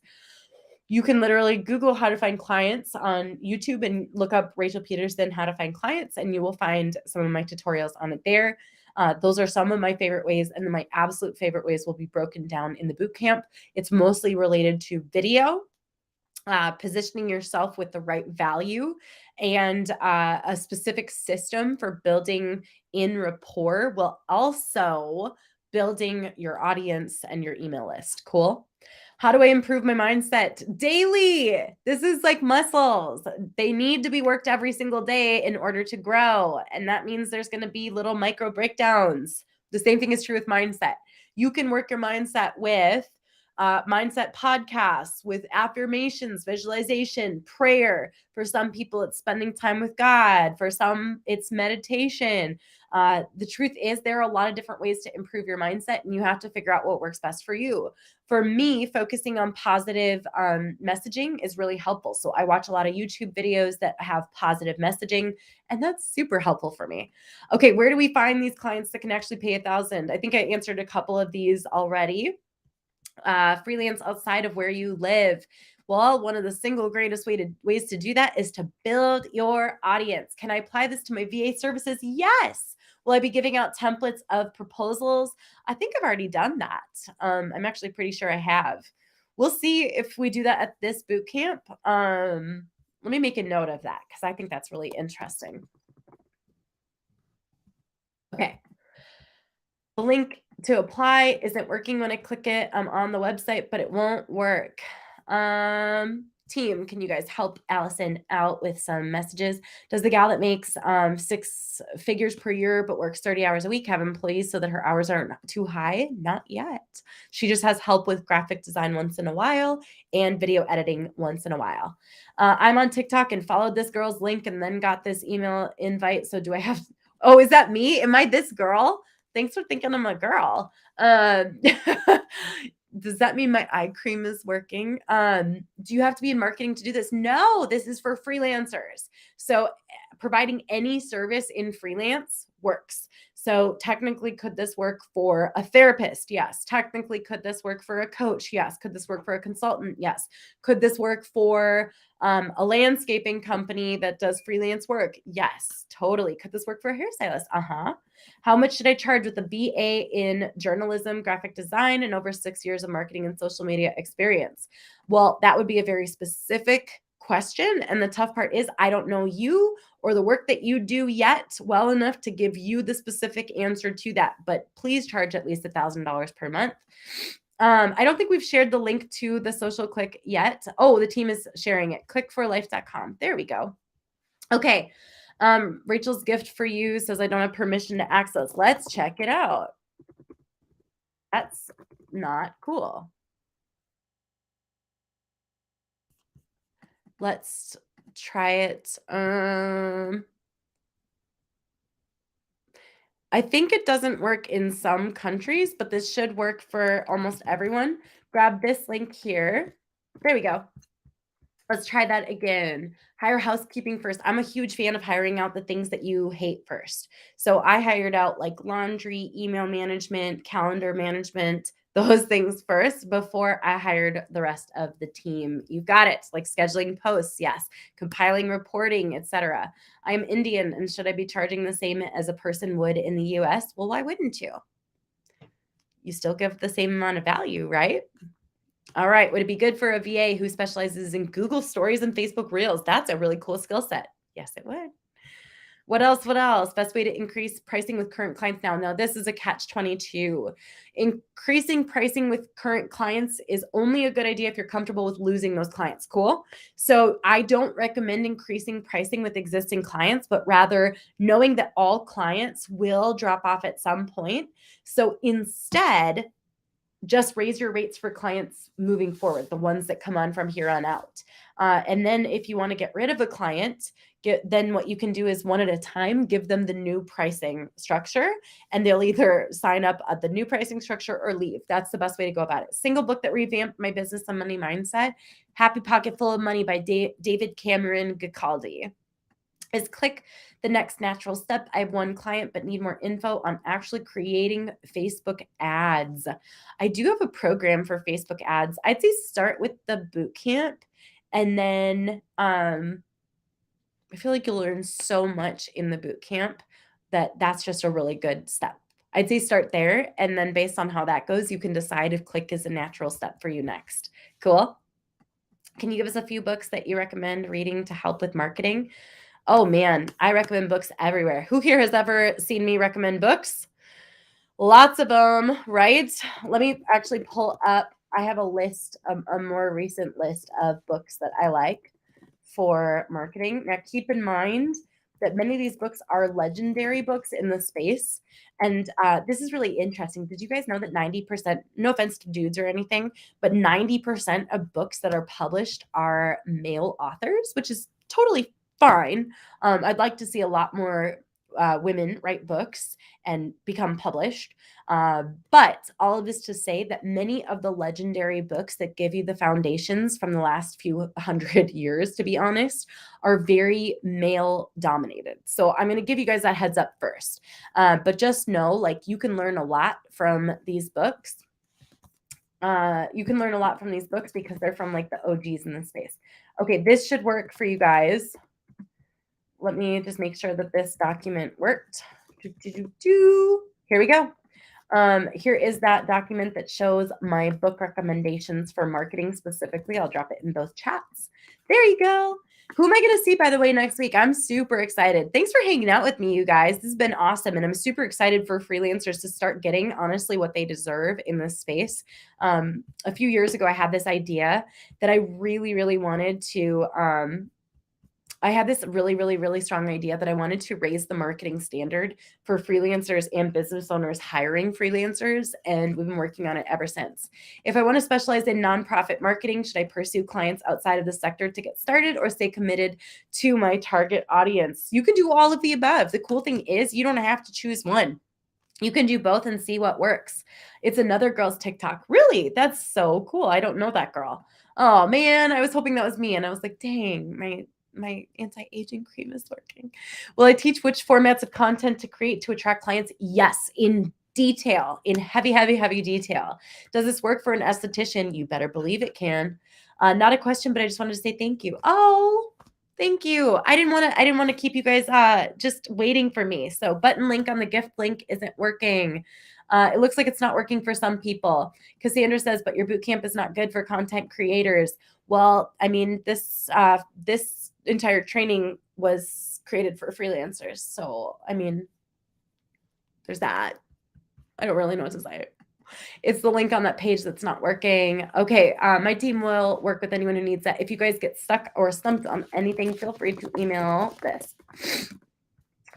Now, one thing that's interesting is a lot of people do ask me, they're like, why don't you support like either content creators or e-commerce or those types of like industries or niches? And part of the reason why, you guys, is because I don't like to teach things that I'm not doing regularly. So my favorite thing to teach is teaching freelancers, since it's what I've done successfully and still do successfully. So for example, if I were to just teach for content creators, yes, I'm successful in content creation, but it's not content creation that makes me a really decent amount of revenue. I make my revenue from our businesses. So for me to teach content creators would not be as aligned, and it just wouldn't make sense. Similarly, I could teach e-commerce, but all I can teach about e-commerce is specifically the marketing of e-commerce, since that's what we've had success with. But I can't teach you how to build an e-commerce business from the ground up because I haven't done that successfully. So I'm a big fan of teaching what I know and what I do, instead of hypothetically teaching content creators when I feel like that would just be not in alignment for me, if that makes sense. So I have no clue why I got an email for this. You know what? I don't know either. All right. So what else? What else? I answered 3 of your questions. Amazing. If the button, the gift page is not working, there we go. My team will support you. Okay, what else? What else? Who else am I seeing? I'm a freelance content creator. It may or may not work then. It just depends on whether or not you're using your content creation to build a business. So a lot of times people think like I make my money from like YouTube and TikTok. And the truth is I make less than $20,000 a year from both of those platforms combined. So that's not where we make the majority of our money. That's like a tiny, tiny fraction. And I love that we do make that money from those platforms. Being a content creator isn't what supports my family. So you can use what you do as a content creator to ultimately build your business, which is pretty cool. That's for website and graphic designs. Oh, you should be charging a lot more for websites. And for graphic designs, you can charge more, which is pretty cool. Do I have an advanced course on Facebook ads, like 6-figure revenue scaling strategies? No. I have like some advanced strategies, but I don't teach most people how to scale to 6 figures, because I find that very few people actually get to that place with managing that kind of ad spend. So I just don't really teach that much. We have had a lot of success managing 6 figures per month in Facebook ads for clients, for multiple clients, but I just don't teach it because most people, 6-figure revenue scaling strategies. I wouldn't even consider that advanced. So yes, my program, Facebook Ads Confidential, does answer those questions. What should our packages include?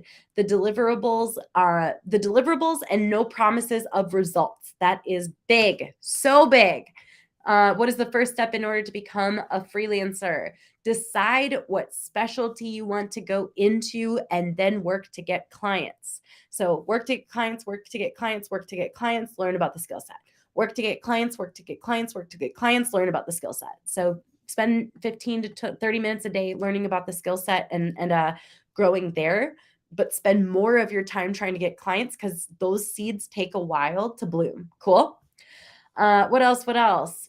Where do I outsource for VAs? I personally find my VAs actually from someone named Virtual Kathy, and our VAs have been amazing there. I have found VAs on Upwork before, but most of the time my VAs come from networks that I know and trust, because I want to make sure that everyone I'm bringing into my business has the same level of care and compassion, and that there's some level of understanding of who each other are.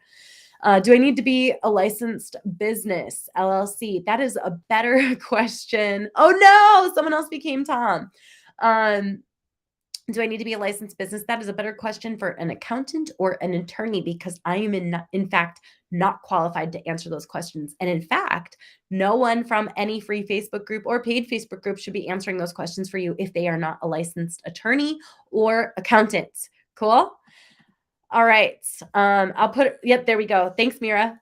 Kathy's team is amazing. So that's where I find my amazing VAs from. Mira is one of them. Honestly, they're incredible. Do I have training on how to set up packages? I do inside of the Social Click. We talk about that a little bit less in the bootcamp. We focus more on client attraction and conversion in the bootcamp than we do on the actual packages. So that's kind of good to keep in mind. What else? Where do I find my freelancers? Oh, I think I answered that. I didn't ever know that we could have a training with this many toms and that it would be this fun. Anyone say like, this is a really wild and fun training. But honestly, you guys, oh, thanks, Bloom. I really and truly feel so passionate about I feel so passionate about freelancers and supporting them with growth. My name is Phil, but my name became Tom. Pretty much everyone's did on this. I have no idea why. Zoom can be so weird and you just go with it, you know? But Social Click is to book a call. In order to check out the Social Click, yep, it would be book a call. Let's grab the Facebook Ads Confidential program. What's in there is enough to scale to multiple six figures and if not seven figures. But I will say it's right around there that it starts getting very, very challenging, and very few people can maintain the level of excellence on Facebook ads when you're spending six figures per month, right? That is a very challenging skill set. That is true mastery. Is LinkedIn outreach inside of the bootcamp program? LinkedIn outreach is in my free program, joinsmu.com. I teach that totally for free. So while that is one strategy, I am a huge fan of what I teach in the bootcamp, even over LinkedIn outreach now. These days, we've been seeing that this has been working a lot better. So if you guys want to learn more about the bootcamp, if you're like, I totally want to come, that would be so fun. So I'm going to go ahead and share the link to it. Actually, my team can share the link to it one more time. We put this all together for just $97. That includes the free ticket for a friend, so you can invite someone that you know. What other questions you guys have? You guys are asking so many good questions. All right. So here's one. I love your IG Reels. Thanks. I've been really wild with my IG Reels lately, and I've lost a lot of followers because I've just been super, super honest and transparent. And I'm like, you know what? I'm going to keep doing this even if I lose 10,000 followers. I'm just going to keep being myself. Do I have a minimum requirement for click? Generally speaking, we prefer that people already have at least one client when they want to apply for the click. I would say like that's one of the big things that we look for. We like to see that you either already have worked with a client, that you kind of have, generally speaking, an idea of the specialty that you want to work in. Who else is going to take a nap today? Do I have to be super active on my personal social media to be a freelancer and recruit clients? You don't have to be, but personal profiles on Facebook work really, really well. But what I'm going to teach you doesn't require you to use your personal profiles. You can create business profiles and just create all of the content for marketing your business there, which is pretty cool. What is the difference between a content creator and a freelancer or a VA? Doesn't a VA do the same thing as a content creator does? So technically a content creator is someone who just creates content on a platform, and they either make money from sponsorships or from the platforms. So it is a form of business, but it's not the same as like working with clients. A freelancer works specifically with clients in an ongoing or one-off capacity. So technically a content creator who gets sponsorships could be classified as a freelancer, but most content creators wouldn't consider themselves freelancers, and very few freelancers would consider themselves content creators, versus a virtual assistant is someone who goes into a business usually hourly and supports them with done for you work. So fun, you guys. The Click is my high-level mastermind and mentorship program for freelancers. There's not a certificate in the 2-day bootcamp. Really good questions, you guys. One of the biggest takeaways is that you can press through illness, keep your energy high, and deliver great value. Amazing, even though technically you should never have to. But it happens sometimes because life, you know how it goes. Life can be wild, right? Okay, is there a Facebook group for this bootcamp? Yes. And there's also a unique workbook just for this. I have a lot of Facebook groups. I have a lot of Facebook groups. I have some for TikTok. I have some for social media managers. I have some for freelancers. In SMM, it requires skills like copywriting, graphics, and how to analyze the data. That's 3-in-1. What skills to focus first? I would probably focus on copywriting first. It is actually one of the single greatest things that you can learn is how to get people to pay attention or grab their attention or retain attention or get people to take action. Copywriting is a fantastic backbone or foundation for social media management. My book comes out in 2022. Our timeline keeps getting changed. We still don't even have a name for it. Wouldn't you say that's pretty spot on, Cassandra? Like some content creators consider themselves freelancers. Some freelancers consider themselves content creators. Some freelancers consider themselves VAs. All VAs are considered freelancers, except for the ones that go full-time and do employment. Yep. What skills get your foot in the door? Guess what? Your people skills. That's what gets your foot in the door, straight up. Don't forget the social media managers that do content creation. Yes, but I think with this question, it was a little different because it was content creators, not those who create content. It's people who identify as content creators. That's a specifically different. Yeah, exactly. A lot of SMMs do create content. What services do I sell the most? Well, back in the day when we did more done for you, we did a lot of Facebook ads and organic. So that was kind of cool. It was a 1-2 punch. So we would build our audiences with organic and then scoop up and retarget all of those audiences with paid advertising. And that was a really fun process. And that's how we scaled a lot of companies to millions for the first time ever. And then today we sell mostly done for you strategies with done with you implementation to get the show off the road. What is the most lucrative thing to niche down to? I won't answer that. And here's why. Because you can be successful and make good money in any skill set, in any specialty. And I want to be super clear.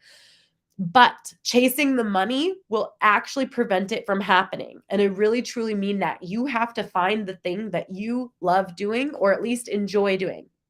You will make the most money doing whatever you're passionate about. But if you chase what is the most lucrative, you'll literally be doing drop shipping 1 minute and the next minute be like, I'm getting into NFTs. And the next minute you'll chase the next thing. This is why I don't opportunity hop, because I know that the truth is you can make the most money in the thing that you commit to and enjoy. Cool. I know that's a little tough love, but I think it's really important. How often do I do free Zooms? I try to do like 1 or 2 a month. Sometimes I'll talk about TikTok. Sometimes I'll talk about strategy. I'm trying to do more of these because I really like connecting with people and teaching things that are like paradigm shifting trainings where people are like, it's wild because in 1 hour, my mindset was completely transformed. I have so much fun with that. So if you work for yourself, you're your own boss and work for your clients. Yep, you're technically a freelancer. Totally true. Okay, so done for you versus done with you. Done for you means you say, hey, listen, I've got it. I'm going to handle all of this. I'm going to create, strategize, and post and analyze all of your content. Versus done with you is I'm going to create the strategy for you. I want you to create it. Either you or I will post it. I will analyze it. So you're doing portions of it versus all of it. So done for you. It's wild because done with you has actually been better. Kind of cool. After SMU, can I enroll to the fast track? I mean, is this roadmap correct? I'd say start with SMU. I personally prefer the bootcamp over fast track lately, which has been really fascinating. Do I need to open a business account to receive payment from clients? Once again, I'm not an accountant, so ask an accountant about this because there are some interesting legalities and liabilities with how you choose to accept payments in your business. And the truth is, you guys, I am a huge fan of making sure you're getting advice from the right people, which is why I don't like to talk about things that I'm not like supposed to talk about, if that makes sense. Which program is your best one? My favorite's the Social Click. It's my baby. It's what I love. I will say the Talk Academy is pretty darn fire too. But especially for freelancers, the Social Click's where I like to spend the most time. It's where I get to see the most transformation for people. So that's really rewarding for me too. I would say that that's probably my favorite of all of our programs. Okay, 6 minutes left. Any last questions? Just remember, you're not supposed to give that kind of advice unless you are an accountant. So if you are, awesome. We are selective about who we let into the click. In the past, we've actually we've broken down the stats, and we discovered that about 14% of people who applied for the social click were accepted. Kind of wild, right? I don't know what the stat is most recently. But are we selective? Yes, we say no to a lot of people, and that's not just something we say. Some people have actually gotten really mad at us for saying no. And we don't say no just because we feel like it. So we say no because for whatever reason, it's not the right fit or not the right timing, or just I'm not the right teacher for that person. So Jim Edwards' copywriting book, have you read it and do you recommend it? I've read a little bit of it. I will say it's best for someone who's a newer copywriter. So I actually think my copy from him is signed. I should double check that. I think I asked him to sign it. Let's check it out.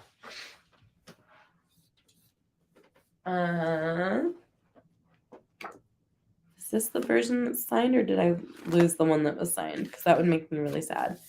Sad. I thought I had a signed copy, but I guess I don't have that one here. It must have. I don't know what happened. Oh, well. But I nerded out when I met him, and I was like, dropping stuff.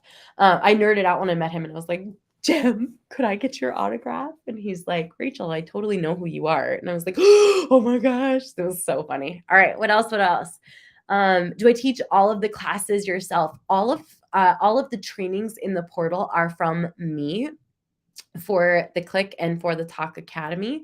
And then I also have a team of rockstar coaches that support with calls and accountability and one-on-ones. So there's a whole team of support, but I'm actually in there 3 to 5 times a week, which is pretty powerful. I'm in there at least answering questions 5 days a week, which is kind of cool. So I don't teach all the classes by myself anymore, or else I would be so burnt out, you guys, and I would never have time for my kids. So I did just teach right before this a 2-hour class to members of Click, which was really cool. So what else? I don't normally recommend working while you're sick, but when there's a lot of people relying on you showing up, I'm like a huge fan of just saying, I don't want to let people down here. And so that's why I'm like, I'm so happy to be here, even when I'm sick. So do you or your team do private consultations to help newbies who don't know if this is the right thing for them? I would say my team can drop a link and you can connect with Antonio about it and see if that's a good fit for you or not. And he's pretty honest, pretty dang honest, which I really respect about him. So he'll tell you whether or not it seems like a good fit based on the questions he asks you. Thank you, Kaden. This has been awesome. Did you find me from TikTok, by the way? What else? Is there accountability in the mastermind group? There is, but we're revamping accountability because I want it to be more intense. So we're working on revamping accountability. We have had accountability trackers in the past, but I felt like that wasn't enough. It wasn't enough to really hold people accountable. So I'm really, really working towards revamping it so it's like super intense, because that's been a goal of mine for a while. I don't recommend posting rates on your website. I recommend everything starts with a discovery call first and foremost. Oh, well, that's so cool. You have a call with Antonio tomorrow. He is amazing. Let's see. I'll be signing up under my marketing company email address, not my wedding company.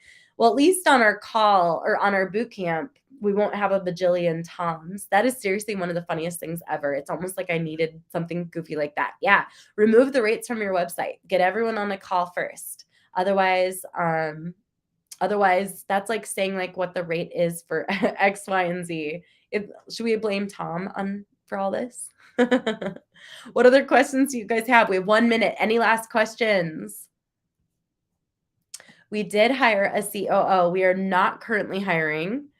We're getting closer, probably 3 to 6 months away. We take hiring very seriously. Some people as entrepreneurs hire like all the time and are fast to fire. I am not that style. I take hiring very seriously. I like to make sure that every person we hire gets a really good, gets the support that they need, the coaching, the mentorship, the growth, the support, that they get onboarded well. And I know that that's not always easy. So we don't just like hire people left and right and then fire people willy nilly. We're slower to hire and slower to fire. And I know that that's weird, but like, I don't try to hire tons of people. I want to make sure we're set up for sustainability. We have a bookkeeper that's awesome. What is my daily goal is mindset? To work on my mindset every day for at least 5 minutes. That's a really reasonable goal. Can you hire someone out for the sales portion for selling your programs? You can, but 10 out of 10, I recommend learning sales. All right, you guys, I got to go to my next call. Thanks for hanging out today. This was awesome. I can't wait to see some of you guys and less of the Toms. No offense to anyone whose name is really Tom. I can't wait to see you guys at the boot camp. That will be awesome. I hope you got some big ahas today because this was incredible hanging out with you. And you asked some really good questions.